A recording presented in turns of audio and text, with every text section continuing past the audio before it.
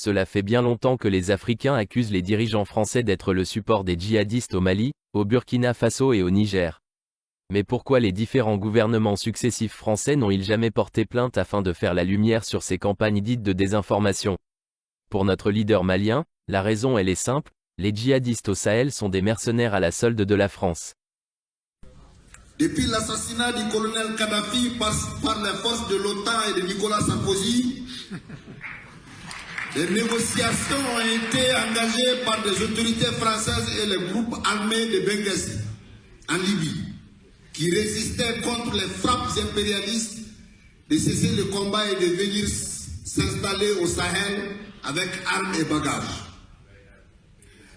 Dès ce jour, les pays du Sahel sont pris au piège par un complot français visant à donner l'indépendance à une partie du Mali au groupe indépendantiste. Très vite, le terrain a été occupé par des terroristes venus d'horizons différents, AQMI, Moujao, Ansardine et autres. Le 11 janvier 2012, l'opération Serval est intervenue tout en épargnant le chef rebelle Yada Gali et de sa troupe de quitter les lieux de frappe quelques heures avant l'intervention. Il se repliait avec 500 pick-up lourdement armés et s'est installé royalement à Kidal sous la protection française. Car lui aussi, Yada Gali était un agent de renseignement de la DGC française. Depuis ce jour jusqu'à aujourd'hui, Kidal nous échappe. On ne peut plus aller à Kidal. À qui la faute? À qui la faute? Elle profite aux autorités françaises et à l'OTAN qui ont un agenda, lequel? L'exploitation de nos ressources, or, uranium, pétrole. Quelles conséquences dans nos pays? Nous assistons à la destruction massive de nos bases militaires et de nos engins de guerre, avec des tueries de centaines et des centaines de nos soldats par des mercenaires à la solde de la France. Les massacres de nos populations et la destruction totale des villages Pélé-Dogon ne sont autres que la marque des mercenaires à la solde de la France.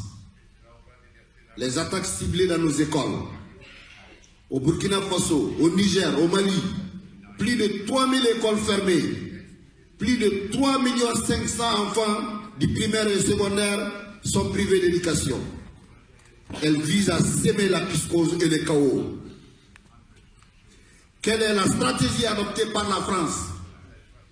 En Afrique, les rivalités entre les puissances impérialistes visent l'exploitation des peuples et des richesses du continent. Cela se manifeste ces derniers temps par le renforcement de la présence économique et militaire de la superpuissance américaine et l'arrivée de nouveaux concurrents, parce que l'Afrique est devenue l'Eldorado, notamment les pays émergents, la Chine, l'Inde, le Brésil, la Turquie, etc. La multiplication des sommets France-Afrique, Chine-Afrique, Japon-Afrique, Russie-Afrique, etc. sont des cadres de montage de toutes les stratégies d'un autre dépiéçage de l'Afrique en de nouvelles zones d'exploitation et de pillage dans un environnement construit et entretenu de guerre, de conflits et de terrorisme. Par ailleurs, la visite d'inspection du président français dans le précaré ouest africain du 27 au 29 novembre 2017 en adressant à l'Afrique un message dont la teneur est résumée dans l'Afrique n'est pas seulement le continent de crise, c'est un continent d'avenir, nous ne pouvons pas les laisser seuls. Eh bien, vous allez les laisser seuls.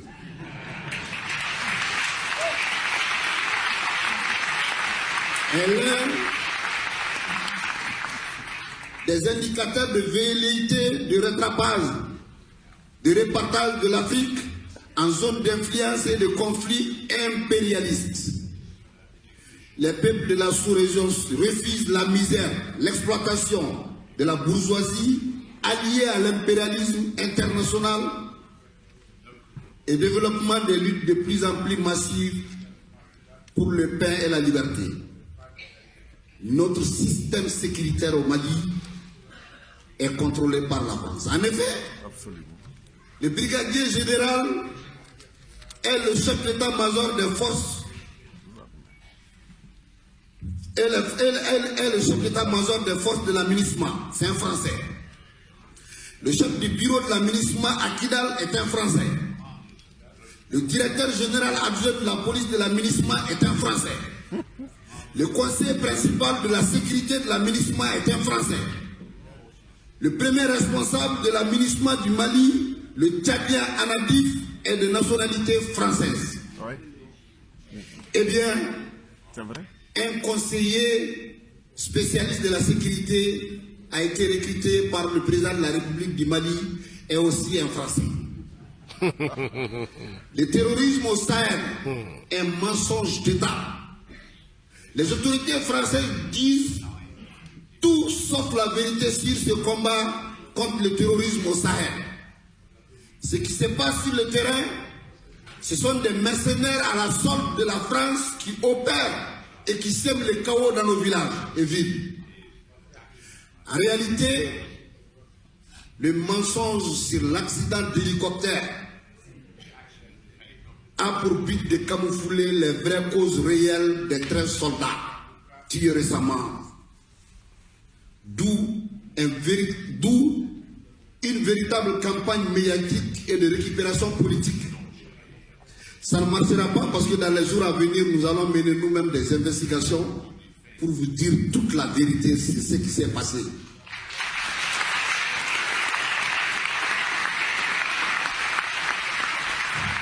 Et ce que nous demandons, que ce que nous exigeons à la France est le départ pur et simple de ces troupes sur nos sols burkinabés, nigériens et maliens. Et la Côte d'Ivoire aussi. La Côte d'Ivoire. Ouais. Et au Sénégal. Oui. Nos peuples sont déterminés à plus que jamais à mener ce combat pour faire partir les forces d'occupation étrangères de gré ou de force. Nous avons tout compris, car le système de médias mensonges a pour but d'imposer de la recolonisation de l'Afrique de l'Ouest à partir du Mali. Ça ne marchera pas. Il y a un sentiment anti-français au Mali, au Burkina, au Niger, mais seulement la volonté manifeste de dire aux autorités françaises que ça suffit, et vraiment ça suffit. Nous sommes respectueux et reconnaissants à la France et au peuple français, mais nous tenons à notre dignité et à notre honneur. Ça suffit, trop c'est trop, partez, partez et partez.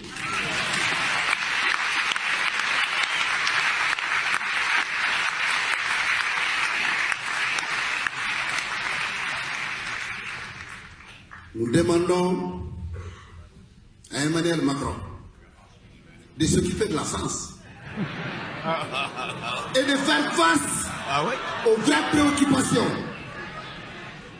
préoccupations des Français et Françaises d'arrêter son jeu avec l'Afrique. Nous encourageons les Gilets jaunes.